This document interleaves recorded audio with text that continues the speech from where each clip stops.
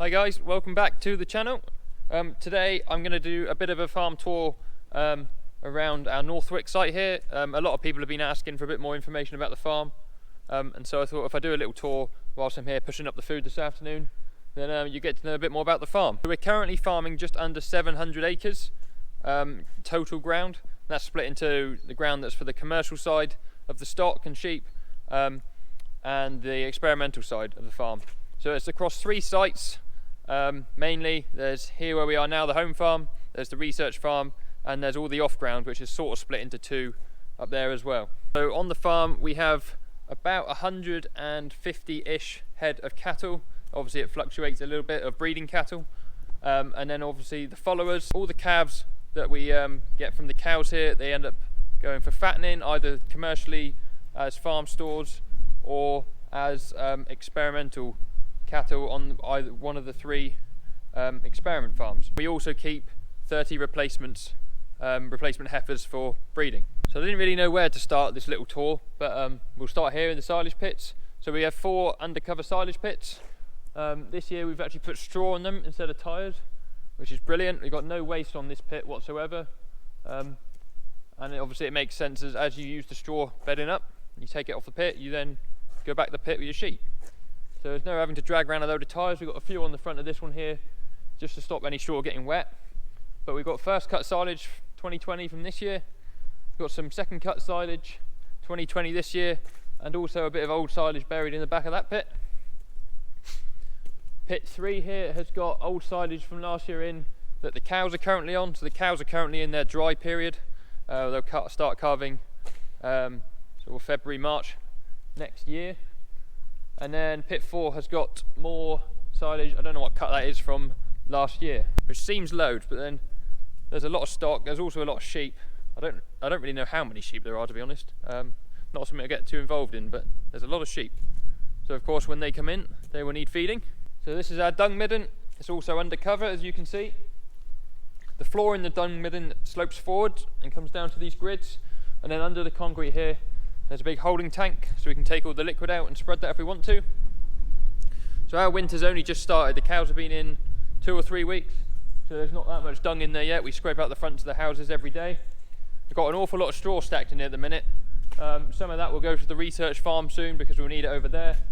But that's also another reason why stacking it on the silage pits is good, because it's a form of storage. If it wasn't on the pits, it'd have to go somewhere else.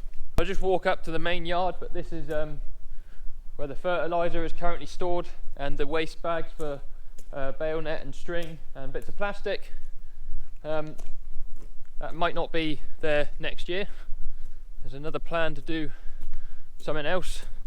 This area here is going to be developed, but I won't say into what, because you'll see that as it goes up, hopefully. But we're up in the main yard now, so these are the machinery sheds, the forager, sprayer, baler, and all the other miscellaneous machinery, and on the other side there as well. And then on the end there we've got our workshop. So this is the first of 2 cattle sheds here at the home site. These are all the cows that are going to be first to calve when it comes to calving time.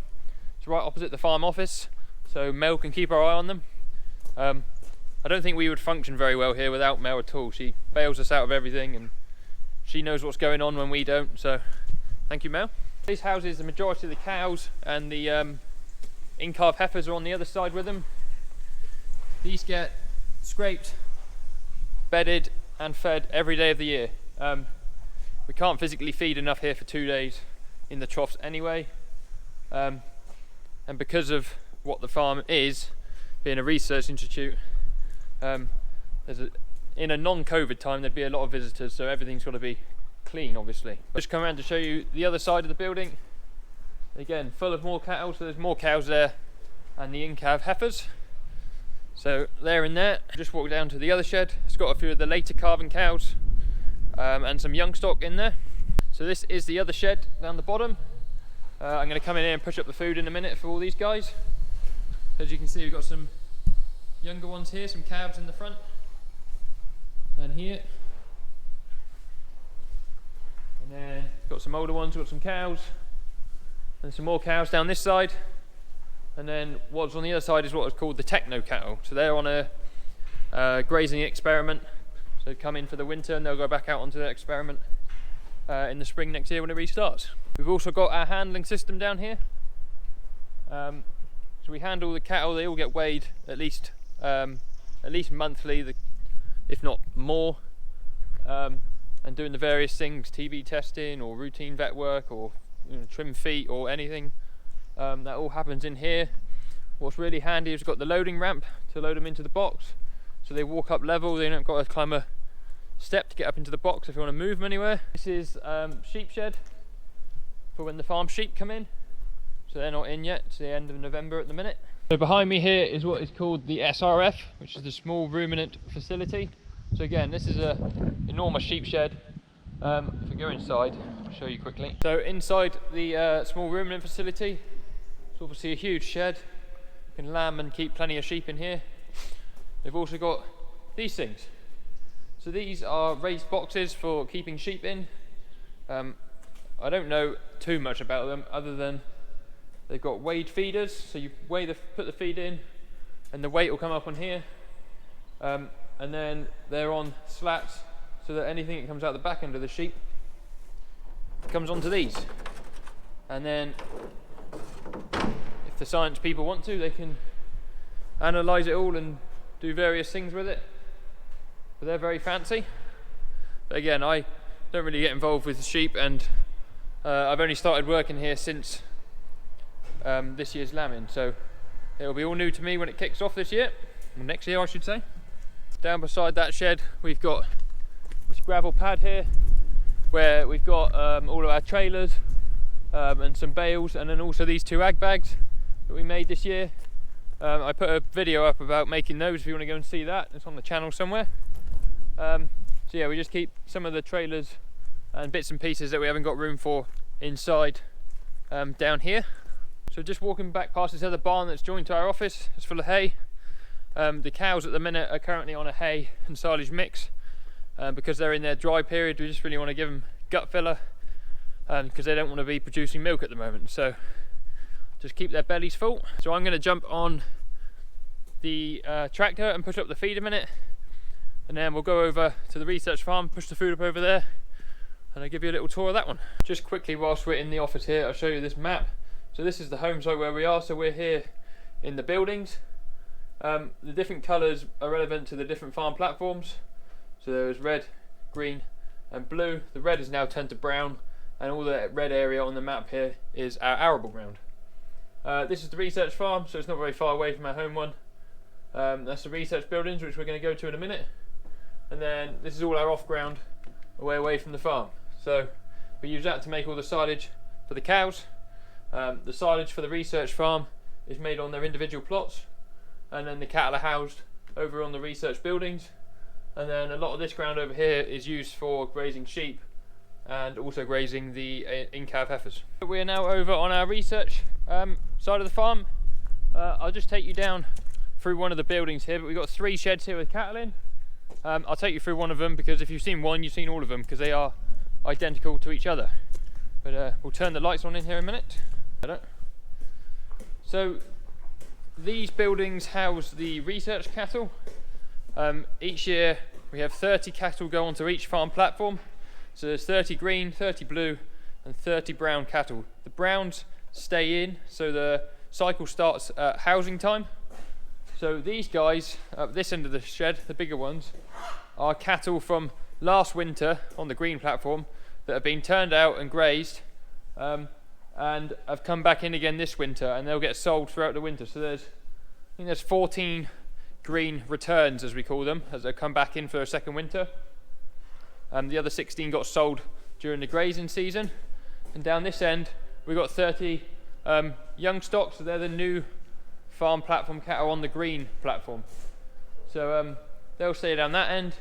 As they get sold, they'll get given a bit more room as they get bigger. But in case you haven't seen any of the previous videos, the way the platforms work is it's different feeds, different types of feed. So the greens are on permanent pasture grazing, and therefore their silage comes off of permanent pasture ground. The blues are on high clover and legumes, grazing, and therefore their silage as well. And the browns, they're on grass that's taken from other areas of the farm. It could be permanent pasture, it could be reseed, because the ground that they would have been grazing on has gone into arable. And they're also on 3 kilos a head of barley a day. So they won't go outside, the browns will stay in until they're fattened. And we're hoping to fatten them by the end of the winter, and early spring next year. So these guys are fairly happy. This is their shed. Each shed's got a dung midden on the end, so that all the dung stays separate from each house. So anything that's come from a green platform cow ends up in here. Obviously they haven't been in very long, so it's pretty well just slurry at the minute, but as we clean them out a bit, that will get a bit thicker. They've also got one of these machines on the end, that's called a green feed. There's sugar beet in this hopper here, and as they go in, they can activate the feed with their EID tag. And then if I show you inside, you see there's a little probe. So as the cattle eat the sugar beet, they're obviously breathing. The probe analyses their breath and can pick up like levels of CO2 and methane and that sort of thing, I think. I'm not an expert on that. I don't really know how it works. I just know to put sugar beet in the top and make sure it feeds out. But definitely something I want to know more about. So yeah, that's the other 2 sheds there, and then we've got a driveway in between so we can get down past them. We've got our 2 lagoons here that catch all the yard water as it comes off the yard. So here are our silage pits. They're laid out the same as the sheds. So as we look at them, blue, brown and green, and obviously they're fed their own silage every day. Nice little pits so that it doesn't go off because we don't use it particularly fast. And then we got a little shed here where we keep straw and the machinery overnight. So we just got the tractor and feed wagon and the loader tractor, and then we got a toilet, an office and a little straight shed, so we keep the little rolled barley in there for the browns. The only other thing we have over on this side of the road is the handling facility. It's nice because it's got a roof on the top, so when it's raining you don't get wet, and another loading ramp. Again, loading cattle on a loading ramp is a lot easier than trying to get them to walk up a steep board. So we've got another crush there with a weigh system on it. And then we have also got our breeding bulls. So we've got 4 breeding bulls over there. They're kept there over winter just on hay, and of course they get bedded up with the straw that we use here to bed up these cattle with. So that's about it, guys. I'm afraid you've seen most of it. The only thing we haven't seen is the off ground, but that's some ways away, and there's not a lot to see up there really, just ground. But I'm going to push up the feed and then I'm going to go home for my dinner. But thank you for watching. If you're not a subscriber, then please think about hitting the subscribe button. Give the video a like, that helps me out loads. If you want to follow me on Instagram, Twitter or Facebook, there will be a link in the description. And yeah, thank you guys. I'll see you on another one very soon. Cheers.